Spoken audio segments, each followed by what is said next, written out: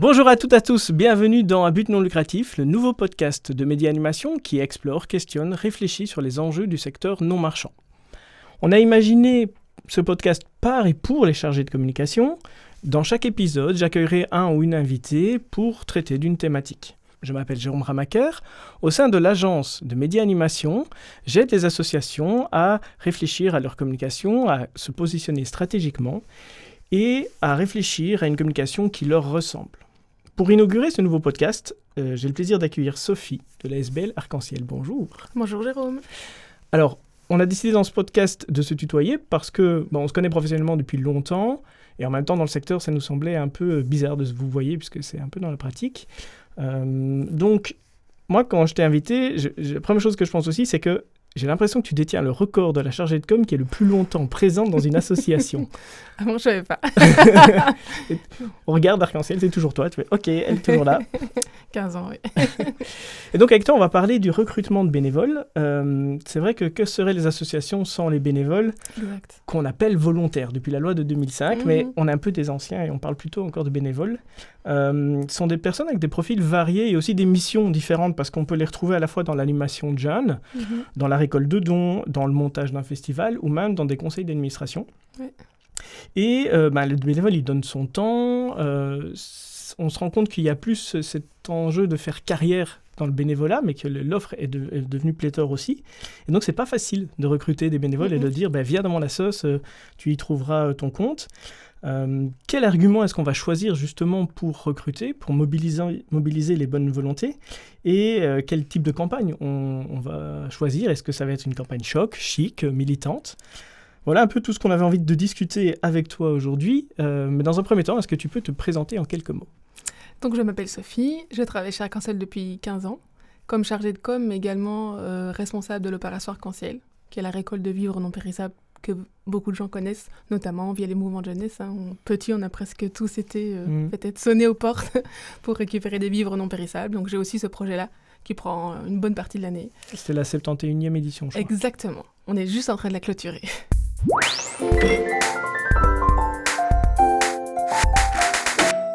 Alors, si tu devais te présenter, si tu étais un outil de communication, lequel serais-tu? Quelque chose d'assez basique, je dirais un téléphone. On communique quand même pas mal avec les téléphones. Ouais. Bon, ça sert encore à téléphoner. Dans l'idée que je passe un peu ma vie au téléphone, notamment avec les volontaires, en fait.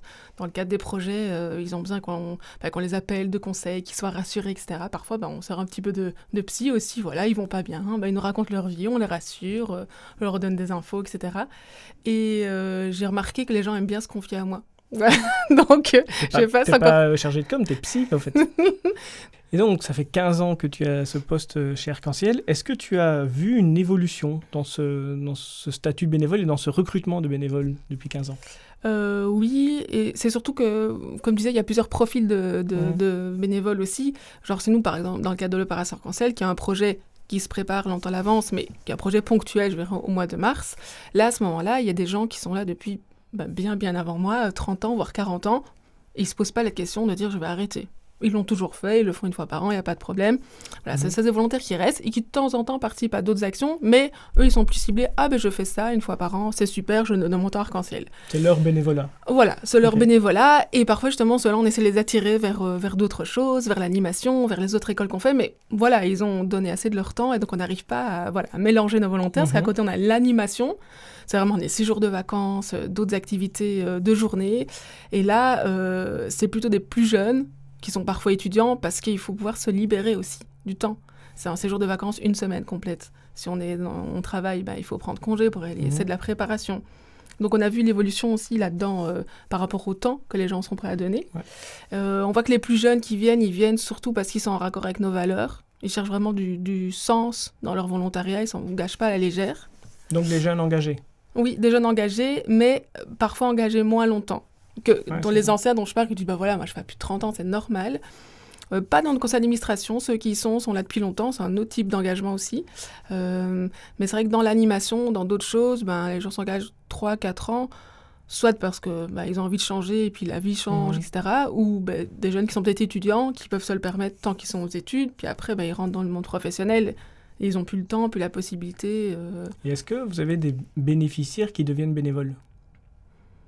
On en a aussi, parce que dans les bénéficiaires, qu'on a des séjours de vacances et des jeunes, et on leur propose aussi, après les séjours de vacances, après 15 ans, ils peuvent faire la formation d'animateur.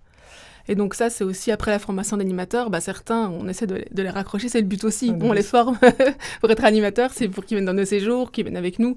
Et il y en a également, je veux dire, c'est pas du tout la moitié, mais peut-être quelques-uns chaque année qu'on arrive à raccrocher dans les autres activités. Et en fait, j'ai l'impression que plus ils arrivent à connaître Arc-en-Ciel et les différents aspects, différents projets, plus ils s'y attachent, à l'équipe aussi. Parce que c'est ça aussi chez nous, la bonne ambiance, c'est ce qu'on apporte, l'équipe, qui reste quand même relativement la même, et les gens s'attachent aussi aux personnes, et c'est aussi pour ça qu'ils reviennent.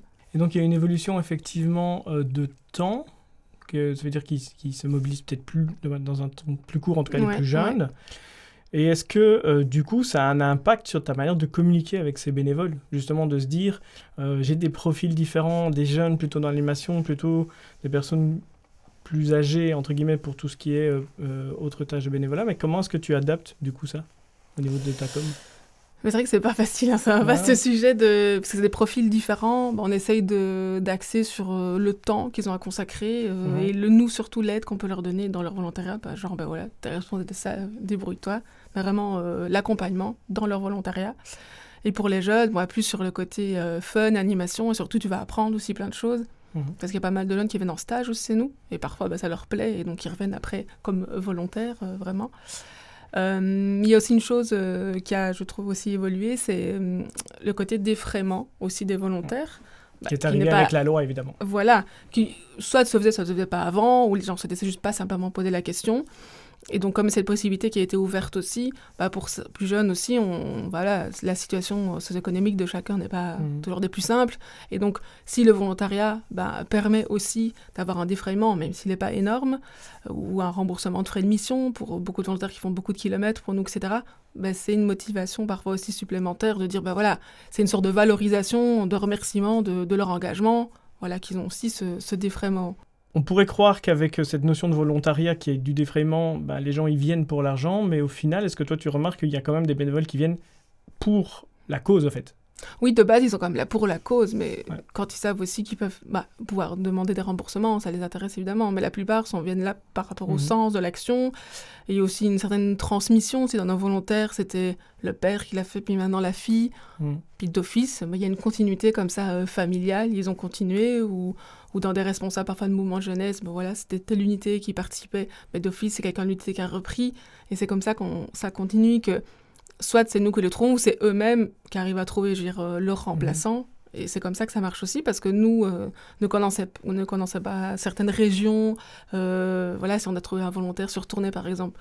Moi, je ne suis pas du tout Tournai, notre bureau est à Bruxelles. On ne connaît pas suffisamment les gens, même si on fait des annonces. Et donc, c'est surtout dans le réseau des volontaires que ça marche aussi. Il y a beaucoup cette notion de transmission et de réseautage entre bénévoles, et c'est ça qui fait aussi une force du secteur associatif, finalement, que ça se transmette. Tout à fait. Yes. Dans les campagnes que tu as pu mener justement par rapport à ces bénévoles, est-ce que tu as des exemples de campagnes qui ont réussi? Le truc, tu dis, allez, on a testé un truc et ça a marché, et c'était chouette de l'avoir testé, quoi. Étonnamment, on n'a pas de top comme ça qui nous ont marqués. On sait que quand on a l'opportunité parfois d'avoir des espaces dans les médias, qu'on a fait des spots TV, radio, et qu'on a pu avoir un soutien des médias, ça a été assez important. On a eu quelques volontaires, pas 10, mais parce qu'ils ont vu dans un magazine ou qu'ils ont vu à la télé, etc., qui se sont dit, tiens, en fait, je connaissais pas, ou j'en ai déjà entendu parler, maintenant je vais me renseigner. Donc on a eu comme ça quelques arrivées.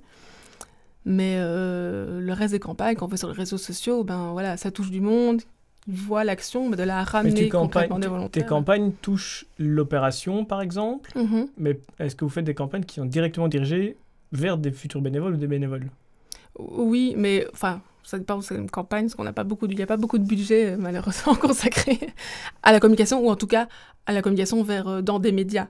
Genre, il n'y a pas un budget comme il y a un budget comme pour lors des actions pour des affiches ou du matériel, etc. Mais pas un budget comme pour payer pour la diffusion d'un spot dans les médias. Donc on ne fonctionne malheureusement que sur le partenariat, la bonne volonté d'un média, dire allez, on connaît votre action depuis longtemps, on vous soutient et on diffusera 10 spots pour vous. Mais bon, c'est pas ça qui fait que les gens entendent parler de nous et que ce soit récurrent. Et du coup, tu as connu comme moi l'arrivée des réseaux sociaux. Est-ce que ça, par exemple, vous pouvez l'utiliser pour recruter des bénévoles ou des plus jeunes? Est-ce qu'il y a C'est ce qu'on une essaye. démarche, Quand il y a eu Facebook, ça marche assez bien. Maintenant, on se rend bien compte que Facebook, par rapport... Enfin, après, on a un peu tous les âges de volontaires, mais par rapport aux plus jeunes, il n'y a plus personne sur Facebook, on est d'accord. Et donc, enfin, depuis 2 ans, on est sur Insta. On n'est pas sur TikTok, tout ça, mais peut-être un jour... Est-ce que... 10 ans après la création d'Insta, vous arrivez dessus, c'est bien. On fait ce qu'on peut. Mais bon, là, on remarque bien que c'est fort suivi, que ça marche pas... c'est pas l'instantanéité, mais là, on va rechercher par exemple des jeunes pour les séjours, pour l'animation, pour l'intendance, etc. Là, on va lancer, je sais pas si on peut dire campagne sur Insta, mais des moments vraiment de un peu recrutement avant l'été, quand on recherche vraiment de l'animation, etc. Ouais. Et l'engagement, est-ce qu'il va justement au-delà de simple pouce qui dit je like? Il y a vraiment des gens qui vous contactent après par rapport à ça? Il y en a, mais pas... Je te dis, c'est pas parce qu'on fait une publication qu'on a 10 qui nous contactent, mais... Non, mais c'est vrai que c'est voilà, on discute du recrutement des bénévoles et tu as une assoce, effectivement, tu dis ouais, je vais poster des trucs sur Insta, les gens vont réagir et comme je vais avoir plein de followers et plein de likes, ça va marcher. C'est ça, c'est de tester des choses et de dire tiens, qu'est-ce qui marche pas, c'est ça qui est intéressant, quoi. C'est aussi fort le bouche à oreille, et ce qui marche, c'est si on fait une publication ou un Reels, quoi que ce soit, c'est que toute l'équipe partage aussi, parce que eux-mêmes, mes collègues qui sont dans l'animation, connaissent plein de gens qui sont dans l'animation, etc. Et c'est un peu le je sais pas, flaque d'huile, le réseautage aussi qui fait que un tel entend parler. Et on parlait tout à l'heure de transmission de famille, mais c'est ça aussi. Là, il y a un jeune stagiaire, et lui, en fait, son frère est venu se former. Enfin, c'est 2 frères, je pense, sont venus se former chez nous. Donc, je me suis dit, tiens, je vais venir faire mon stage chez Arc-en-Ciel. Bon, peut-être qu'après, il va aussi devenir volontaire chez nous après. C'est aussi ça qui fait le... En sachant que les bénévoles, c'est aussi des bons bouche à oreille. Enfin, c'est aussi qui parlent de la sauce et donc qui véhiculent l'image et la notoriété de la sauce, quoi. Et nous, on essaie de parler pas mal de la bonne ambiance, du côté cocooning un peu qu'on apporte aux volontaires, parce qu'on reste une petite structure, on est 9 permanents seulement. Même pour la formation, pour ces jours, c'est pas des petits groupes. On essaie d'être assez à leur écoute. Donc ça, je pense qu'il plaît aussi aux volontaires, comme le téléphone. Et donc, c'est ça que je pense qu'ils restent aussi parce qu'ils sont vraiment accompagnés aussi dans leur volontariat. Ouais, et la sauce existe, donc elle continue à exister, donc c'est qu'il y a quelque chose qui se transmet aussi, quoi. Et est-ce qu'il y a une campagne flop? C'est quelque chose en com que vous avez voulu lancer pour Arc-en-Ciel et qui n'a pas eu le résultat escompté? Non, rien, bien sûr, on est parfait. Jamais de flop. Non, mais je veux dire, en fait, il n'y a pas de top, il n'y a pas de flop complet, mais parfois... on va dire qu'il y a eu plein de petits flops, puisque quand on veut organiser un séjour, c'est le mois prochain, on fait une annonce sur les réseaux, et t'en fais 1, 2, 3, plus la newsletter pour le site et tout, et en fait, t'as 0 personne qui contacte, là, tu te dis, ok, c'est quoi, est-ce que c'est pas le bon moment? Et l'année avant, on a fait la même période, et il en avait 2 personnes qui sont contactées, on est déjà, waouh, 2 personnes pour une équipe de 8 personnes, c'est déjà génial. Et donc, il n'y a jamais eu de grosses réussites comme... Voilà. Ouais, parce que vous avez des outils, comme tu dis, vous avez des sites, des newsletters et les réseaux sociaux, mais malgré tout, quand tu annonces parfois des séjours, ça répond pas, quoi. Ah non, oui, clairement. Mais on a remarqué que ce projet-là, c'est particulier, puisque tu dois vraiment être non-stop en résidentiel avec des jeunes, entre 6 et 15 ans, et surtout à la préparation avant. T'arrives pas en mode « je suis pas préparé, je me pose », non. Ouais. T'es animateur, t'es formateur, tu dois avoir préparé avant, t'as des réunions avant, etc. Et donc, ça s'improvise pas, quoi. Et du coup, pour faire le lien avec la question de tout à l'heure, est-ce que c'est plus dur de recruter dans ces modèles-là? Oui. Qu'avant, enfin, toi. Oui, clairement. Même les jeunes qui sont aux études, ont pas toujours le temps non plus, ou viennent en one shot, je veux dire, une fois tester, et parfois ça leur plaît pas, parfois ça se passe bien de leur côté, ça dépend aussi.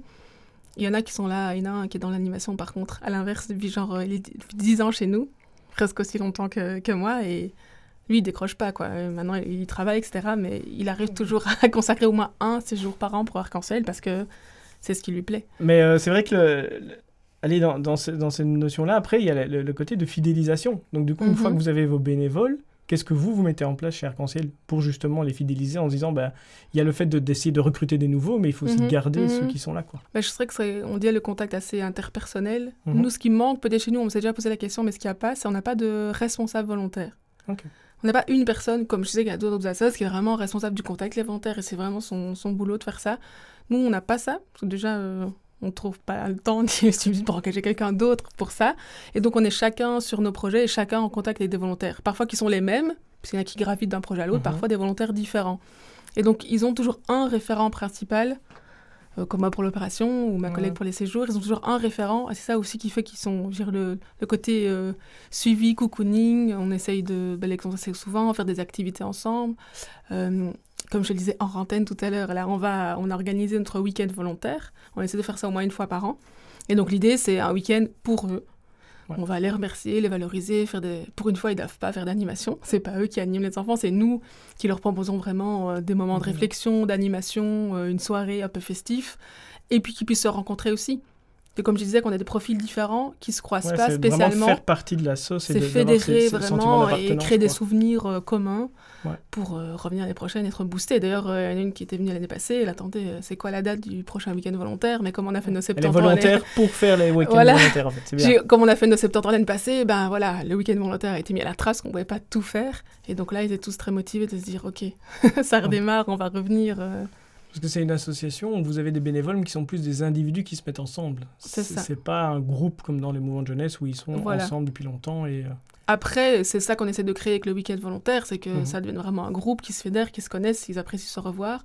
Mais comme je disais, pour les séjours, à part 2-3 qui sont des habitués, qu'on voit presque 1 ou 2 fois par an, les autres, c'est des jeunes stagiaires, des gens qui découvrent, qui ont entendu parler de nous. Tiens, on m'a dit il paraît que c'est super chez vous, il y a une bonne ambiance, je viens voir. Et voilà, donc il faut arriver vraiment à fédérer tous ces gens assez rapidement, en 2-3 réunions, en une après-midi de préparation. Et il faut que les séjours se passent bien pour que les enfants soient bien. Puisque les enfants qu'on accueille, c'est des enfants qui viennent de maison, des enfants qui sont placés par le juge. Donc c'est leurs vacances de l'année. Donc on fait tout pour que ça se passe au mieux pour eux, quoi. Et du coup, pour arriver à ça, c'est quoi les arguments que vous sortez de votre chapeau pour justement les fédérer et faire une vraie communauté? Quand ils sont déjà là? Ouais. Ben, on essaie vraiment qu'ils se sentent bien, que ça va vraiment intégrer aussi à l'équipe. Pour nous, les volontaires, c'est aussi quelqu'un qui fait presque partie de l'équipe d'Arc-en-Ciel, au même titre que les employés, que les permanents. On essaie de leur montrer aussi nos valeurs, etc. Et beaucoup viennent aussi par rapport au public. Le fait qu'on s'occupe d'enfants plutôt défavorisés, ben, ça touche beaucoup les gens qui viennent aussi chez nous. Parce que c'est vrai que quand on lance des campagnes comme ça de recrutement de bénévoles, on se pose toujours la question, tu vois, c'est quel argument je vais utiliser? Est-ce que c'est le côté viens entre potes, tu vas bien t'éclater? Est-ce que ce sont les valeurs, on veut les engager, mais est-ce qu'on arrive encore à tirer des bénévoles sur ces valeurs-là?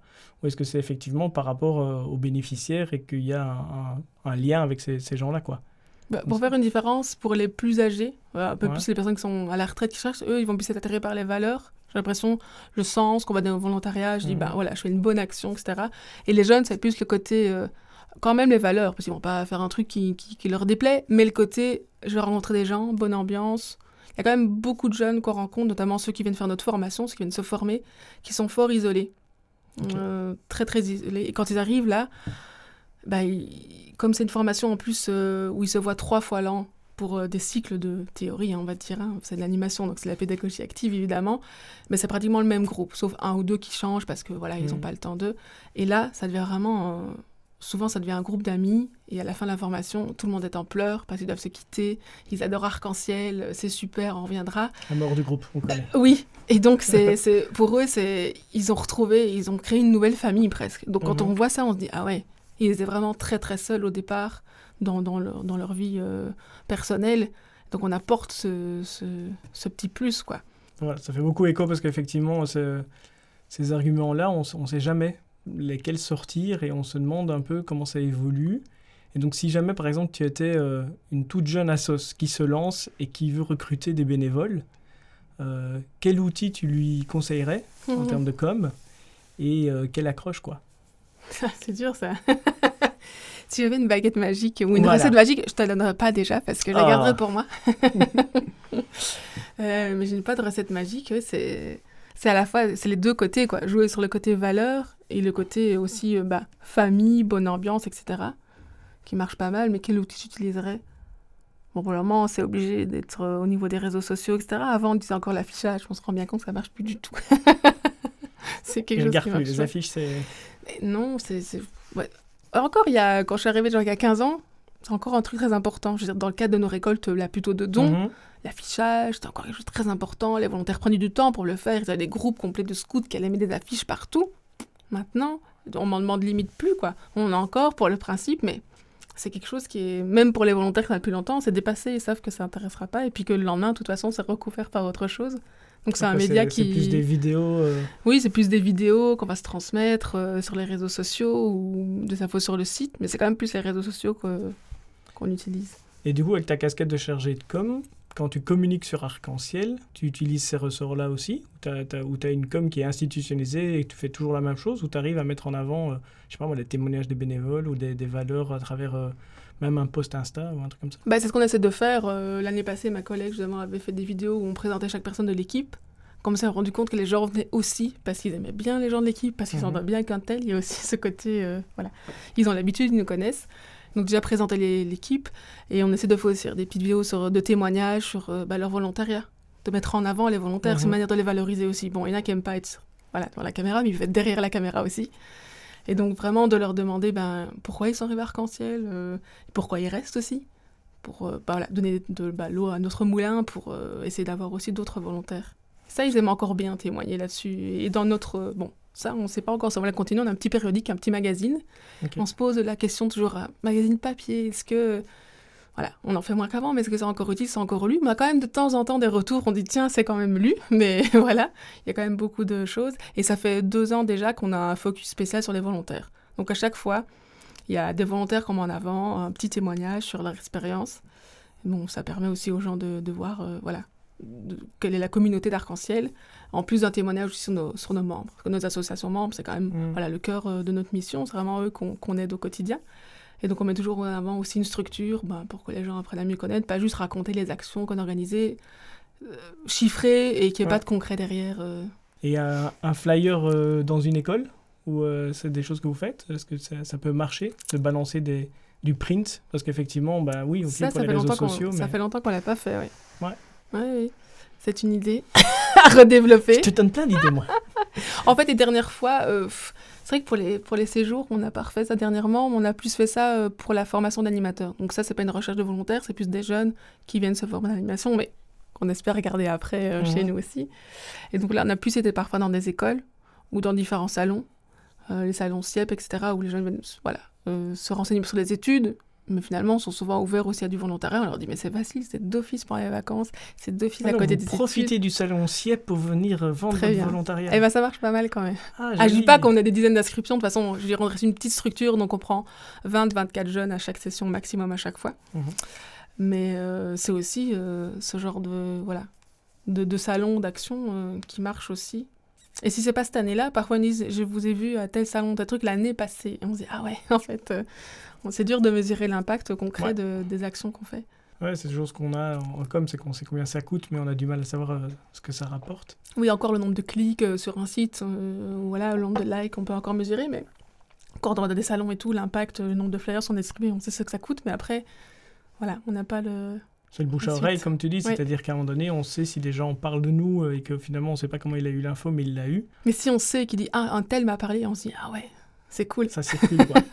C'est que ça a marché, c'est que la personne était convaincue et qu'elle a aidé jusqu'à parler de nous. Ça, c'est top. Et pour l'année qui reste, est-ce que tu as des projets de com ou des grandes campagnes, ou est-ce que vous continuez dans votre routine? Je sais pas. Ici, pour la com, y a le côté, ce qu'on vient de faire, des témoignages avec des volontaires qu'on va aussi monter, etc. Et ça va passer durant l'année. Et il y a l'idée, pour se renouveler aussi dans les Reels ou les autres... Parce que YouTube, par exemple, on est une chaîne, mais... qui est un petit peu morte actuellement, on veut relancer ça aussi pour avoir plus de publications. C'est proposer à chacun de nos collègues qui ne sont pas dans la com de s'associer pour une vidéo. Pour avoir d'autres idées aussi d'actions, etc., que ce soit présenter les séjours, la formation, ou où on a 2 nouveaux collègues, on se dit, tiens, il peut très bien présenter son expérience Arc-en-Ciel pendant 6 mois. Et voilà. Donc on a dans cette idée de relancer ça pour aussi avoir plus de visuels que le quotidien, finalement. L'opération revient chaque année, la récolte de jouets revient chaque année, et donc c'est quelque chose sur lequel les projets sur lesquels on doit communiquer, mais toujours un petit peu différemment, puisque le projet est le même, ou presque, mais il faut trouver toujours un axe différent pour relancer les gens. L'affiche change chaque année, mais on reconnaît toujours les personnes. Voilà, il faut toujours un petit peu se renouveler, donc ces vidéos, c'est aussi une manière de parler autrement d'Arc-en-Ciel et d'autres projets. Voilà. Alors, Avant de te laisser partir, on va inaugurer avec toi aussi quelque chose qu'on va faire dans chaque épisode, c'est-à-dire qu'on va proposer à l'invité de poser une question au prochain invité de l'épisode de la semaine prochaine sur sa thématique. Alors, ce que je te propose, c'est finalement, quelle question est-ce que tu veux que je pose sur l'enjeu de Comquet de faire changer les mentalités? Est-ce que voir que les jeunes s'engagent ou sont inquiets pour leur avenir, est-ce que ça aiderait à changer les mentalités des générations précédentes? Ouais, bah écoute, merci. C'est une colle, peut-être. C'est une belle question qu'on va essayer d'y répondre la semaine prochaine. Merci beaucoup. Merci.